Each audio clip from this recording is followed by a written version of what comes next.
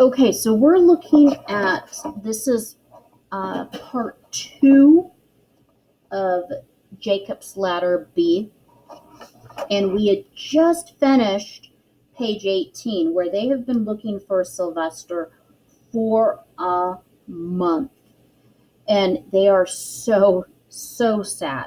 They don't know where he is. Now we're going to turn back a page, and I want you to look here where all the dogs are sniffing. And what season does this look like to you? Does it look like winter, spring, summer, fall? What would you guess? So we have green leaves, we've got green grass, we have some flowers out. I'm going to guess that this is either spring or summer. Would you agree that right now we're looking at spring or summer? Okay. So let's move on. We're on page 20. So night followed day, and day followed night, over and over again. Sylvester on the hill woke up less and less often. When he was awake, he was only hopeless and unhappy.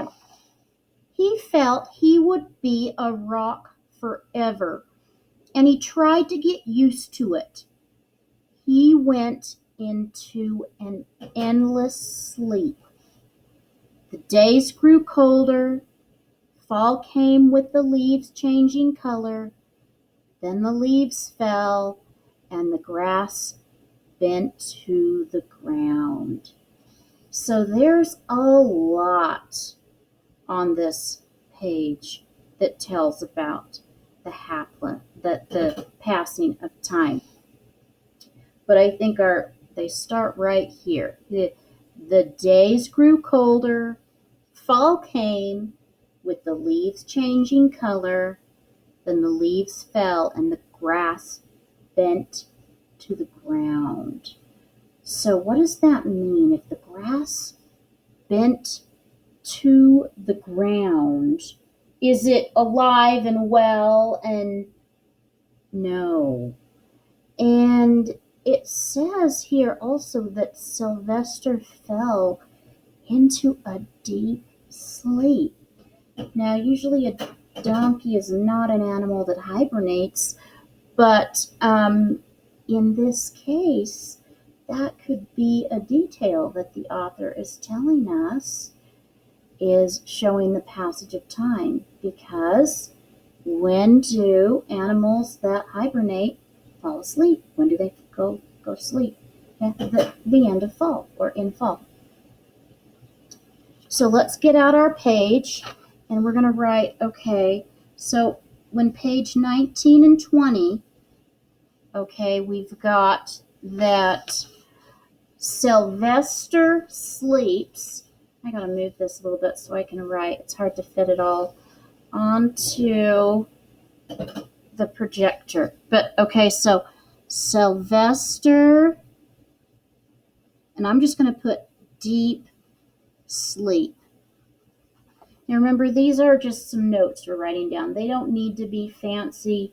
They are just the ideas that we're coming up with. So he fell into this endless sleep. The days get colder. Okay, that's an important detail. All right. Fall came.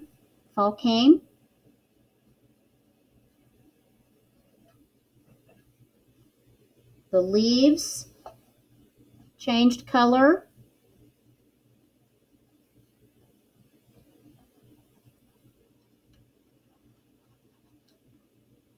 And the grass bent to the ground. That's really interesting. I've never heard that before. The grass bent to the ground. So what do you think he is saying there? William Steig is meaning by that. Okay? He's meaning that the grass is not alive. It's going dormant, or basically it's kind of going to sleep too. for the winter, and it'll come back when it's spring again. So the grass bent to the ground.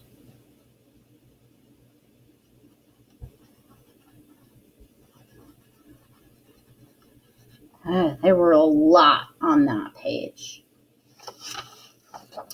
Let's turn to the next page. Then it was winter. The winds blew this way and that. It snowed. Mostly the animals stayed indoors, living on the food they had stored up. One day a wolf sat on the rock that was Sylvester and howled because he was hungry. So we've got more time passing here. It's winter. So on page 22 to 23, okay, it's winter. We've got the winds blew, so it's windy.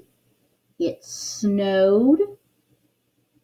The animals are staying indoors, living on the food they stored up.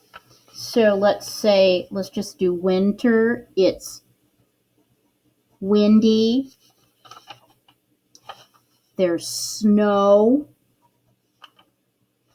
The animals are inside.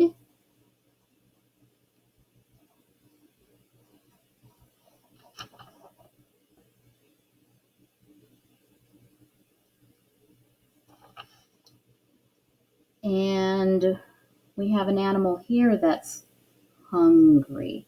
So usually that's when animals are going to get hungry, because there's no food unless they've got food stored up. All right. Oh, let's move along. Okay. So here on page 24 and 25, look at that. I'm seeing flowers in the illustrations. I'm seeing leaves. I'm seeing green. And what happens? The snows melted. It says then the snows melted. The earth warmed up in the spring sun, and things budded. Leaves were on the trees again, and flowers showed their young faces. Wow. Okay, so we've got 24 to 25. Melted snow. That's an important detail. We have it's warmer than it was. It says the earth warmed up. And we've got the spring sun, and things are budding. So budding plant trees and flowers.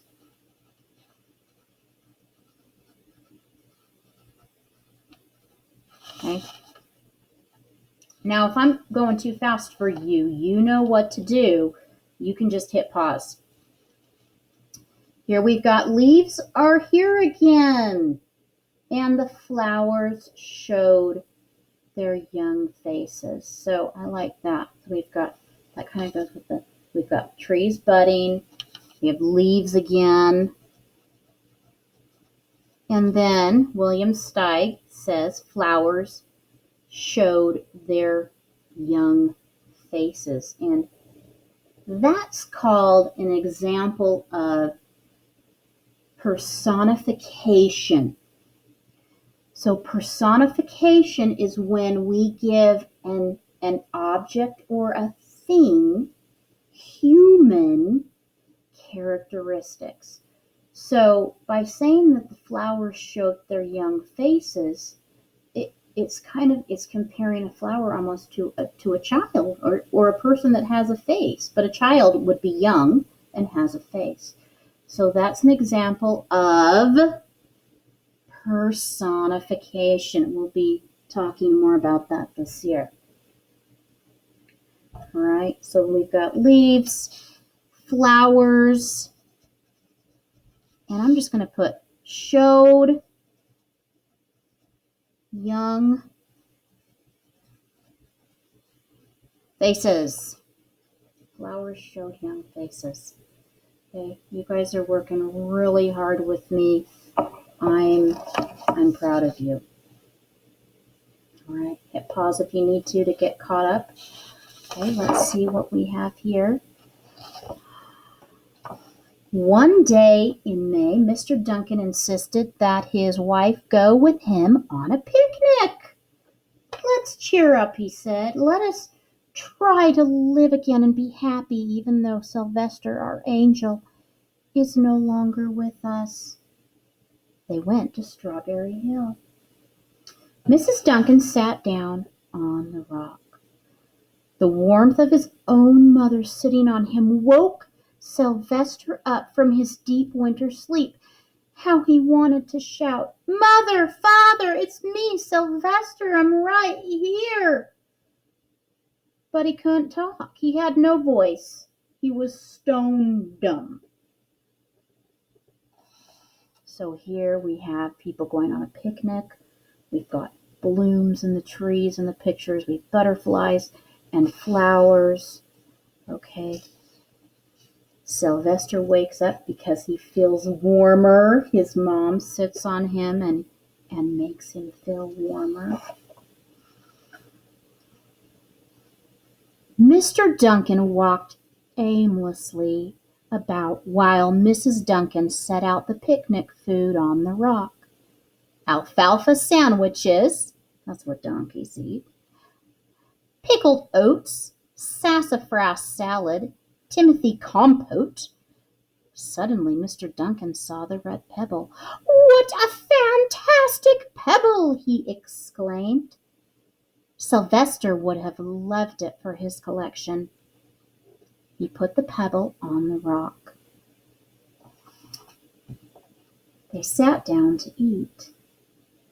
Sylvester was now as wide awake as a donkey that was a rock could possibly be.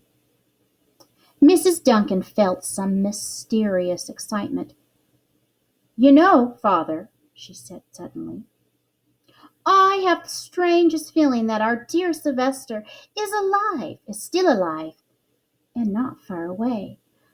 I am, Sylvester wanted to shout, but he couldn't. If only he had realized that the pebble resting on his back was the magic pebble.